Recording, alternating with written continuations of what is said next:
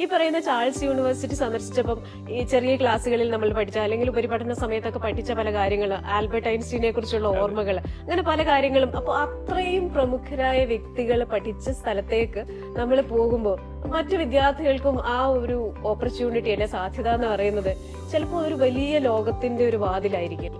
Definitely. അതായത് Europe ആൾക്കാർ explore ചെയ്തിട്ടില്ല എന്ന് പറയും.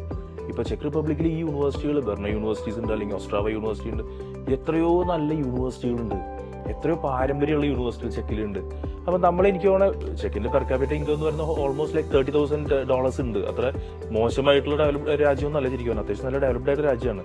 നമ്മുടെ ഇന്ത്യയുടെ $2,500 നിൽക്കുമ്പോഴാണ് 30,000 എന്ന് പറയുന്നത്. അപ്പോൾ it is A developed nation.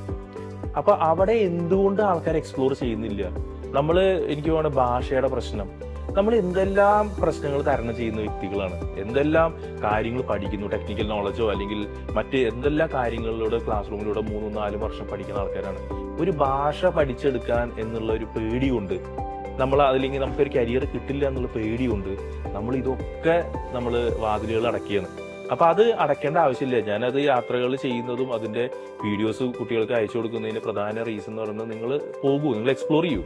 നിങ്ങൾ ആൾക്കാർ കേട്ടിട്ട് അല്ലെങ്കിൽ ഒരു കൺസൾട്ടന്റ്, ഞാനൊരു കൺസൾട്ടന്റ് ആണ്, പക്ഷെ എന്നിരുന്നാലും ഞാൻ പറയും, ഞാൻ എപ്പോഴും ഞാൻ നേടിയ അറിവിന്റെ ഒരു പശ്ചാത്തലത്തിലാണ് എൻ്റെ അഡ്വൈസുകൾ. അത് 100% അല്ല ഒരിക്കലും.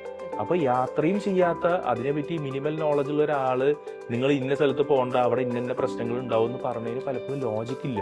അപ്പോൾ വിത്ത് എവിഡൻസ് കുട്ടികൾക്ക് കാര്യങ്ങൾ പറഞ്ഞു കൊടുക്കുക. അവിടെ ആ സമൂഹത്തിന്റെ പല തട്ടിൽ ജീവിക്കുന്ന ആൾക്കാർ അവരെങ്ങനെ ഈ യൂണിവേഴ്സിറ്റി നോക്കി കാണുന്നു, അവിടുത്തെ വിദ്യാഭ്യാസത്തിന്, അവിടുത്തെ കരിയറിന് എങ്ങനെയാണ് അവർ പറയുന്നത്, ഈ കാര്യങ്ങൾ മുഴുവൻ തന്നെയാണ് ഞാൻ പലപ്പോഴും കുട്ടികളിലേക്ക് എത്തിക്കാറുള്ള ന്യൂസ് ആയിട്ടുള്ളത്.